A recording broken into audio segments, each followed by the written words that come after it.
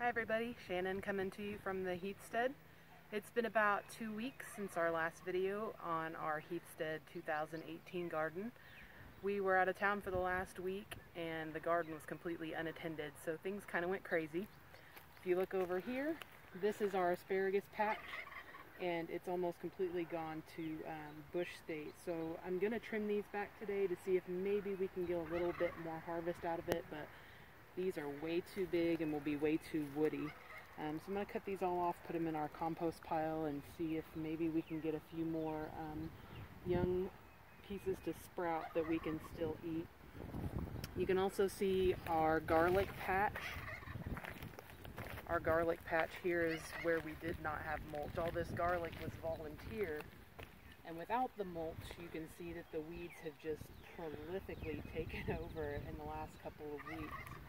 So I'm not even going to mess with weeding it. We're just going to let it grow. We'll harvest the garlic once they start to brown and curl on top, and then we'll use that garlic and then hopefully mulch over this for next season. This first row here was the dill that we planted. We just pulled back the mulch, tilled the soil, and put some dill seed in. And the dill is growing, but the weeds have taken over quite a bit in the last week. So I'll be pulling everything except for these little seedlings here. These are the dill plants. Lots of grass came in, and without the mulch in there, it's pretty hard to pull. But it's only one row, luckily, and me and my husband will work on it from one end to the other together, and hopefully it'll come out real easy, but a lot harder to weed without that mulch in place. These next two rows are the green beans that we planted, and quite a few of those have come up, but we do have a lot of bugs eating the leaves. I'm not sure what it is yet. I'll have to go through and do some more investigating, but these have gotten big enough now. I'll have to do just a little bit of weeding. It comes out fairly easy, and then now that they're tall enough, I can take the mulch back in and mulch around all these plants. So today I'll work on also these two rows, getting all this mulch back in around the root system so that it will choke out any weeds that try to come in. So that'll be another project for today. This next row here is our okra. And although it looks sporadic, these get very tall. We're talking 4 to 5 feet tall. And so it was recommended to plant them every 12 inches. So even though it looks like we don't have a lot, we pretty much did get every seed 12 inches to come up. Some of them are a little bit slower than others. This one here is a little tiny, but there is some grass growing in, so we'll do a little bit of weeding on these today to get these all pulled out around the base of the plant so that they won't take over later on. And we'll do the same thing with them. We'll pull all the mulch back in around the base of the plant so that they don't have to compete with any grass or weeds. The next 3 rows is our corn. This was some older seed that I used, and I'm not very happy with it at all because we did not get a very good germination rate. Almost completely on the south end of these rows, nothing came up. Few little plants on the north end.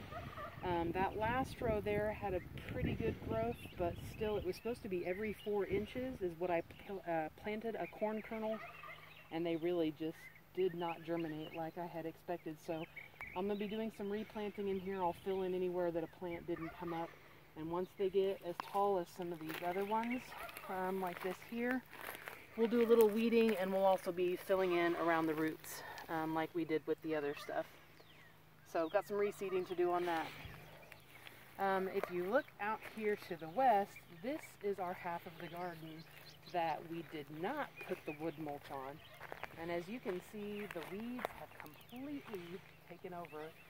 And if you look over here to the south, where the wood mulch is, there's hardly anything that's come in. And if you look down here, I'm going to show you how easy it is to weed. This is a weed that came up in the last week or so. You just get a real good grasp on the root.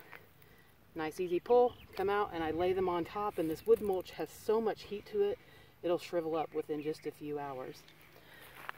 Got some weeding to do over here on this side, but it's very minimal, and like I said, they just come out so easy. Just pull and drop and let them just decompose onto the surface. There's a piece of grass that came through. Just a gentle tug, pull, come right out. It's pretty amazing how well this back to Eden method is working for us this year.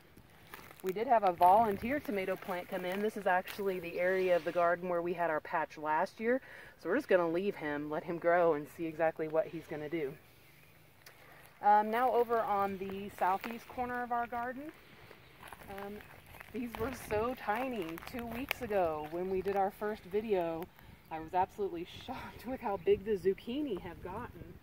We've got this entire row, and I planted more than we knew we would need just because we have had so many problems with squash bugs the last couple years. They've completely taken out my crop. So I've got 1, 2, 3, 4, 5, 6, 7, 8 plants just doing really well. And actually, now that I'm looking a little closer right here, the squash bugs have already started to move in. So I'm going to come out here and try to get a jump on getting these things removed. I try to do everything organically, so I'm not going to be spraying any pesticides, but just a bottle of soapy water. I'll come out and pluck these off, unfortunately by hand, and plop them in the soapy water, but we really want to get them under control before they start laying any eggs on the bottom of the leaves. And I'm not seeing any yet. They tend to find a little V in the veining, and they'll lay a cluster of reddish orange eggs. I'm not seeing any eggs yet, which is really good. So if I can get the adults plucked off before we get to that point, I'll have a much better chance hopefully this year. Well, here's a cluster of eggs right here. Normally they lay on the bottom side of the leaf. These have laid on the top side, so I just have to come out and scrape those off. And I'll normally put those in the bottle of soapy water. This one here has a cluster of eggs on it. This is more typical where they lay them kind of in the V on the bottom, but you just come out and scrape them off. But once they start hatching, oh man, it's just really, really difficult to get rid of them. So I'm going to try and get a jump on them this season. Here are our arches that we made out of cattle panels that we're going to grow our cucumbers up. And over the last couple weeks, the vines have really started to go crazy. Today I'm going to also spend some time making sure there's no weeds in the hole, and this one really doesn't have any weeds in the hole, so I'm going to go ahead and pull this mulch back in. This plant here is a slicing cucumber that you would use for salads and just fresh eating as snacks or something like that. And you can see this one here has already went ahead on its own, and it grows these little tendrils that will just spiral and pull and attach themselves to something nearby. These other ones, we're just going to start training them. I'm just going to put it over here at the base, and it already has a tendril growing off, so it will on its own reach out and want to grab onto this cattle panel and pull itself up. So I'm just going to keep on weaving these through. Every couple days as I come out and check on stuff, I will just keep pushing them through the cattle panel, and they will eventually work their way up. Over here we've got a few pepper plants. Our snack peppers are doing real good. We've got, holy moly, a green pepper that's ready to be picked already. This is, let me check my tag. This is one of our colossal sweet peppers. This is a green pepper. And that one there is perfect size, which I cannot believe that it already has something that's ready to pick. So you just want to very gently, when they're this small, plant size, bend them up a little bit and twist, because I don't want to snap the main stem, and then pull it off. And we've got one big nice green pepper already out of the garden after just 3 weeks planting, which is insane. Got some grass here growing in that I'll have to come pull out of the mulch, but again, it's so easy with this back to Eden method, so shouldn't be too much of a task. These two plants here are the eggplant, 2 different varieties. And we do have some of them flowering, which flowering means eventually, once they get pollinated, they should start growing fruit. And if you look along the edge, you can see how this mulch is just holding back the weeds out of the garden. It's pretty amazing. We continue on this way. We've got more pepper plants. I'm not seeing anything else that's ready to pick yet.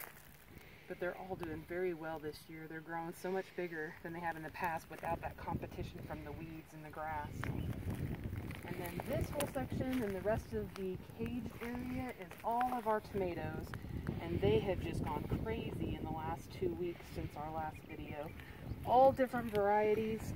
The only thing I'm going to be doing with them today is just coming along, and any branches that are sticking out, I want to train them to stay inside the cage. So I'm just going to take them and pull them back inside. That way they grow up instead of out, keeps our walkways open so that we can come through and pick.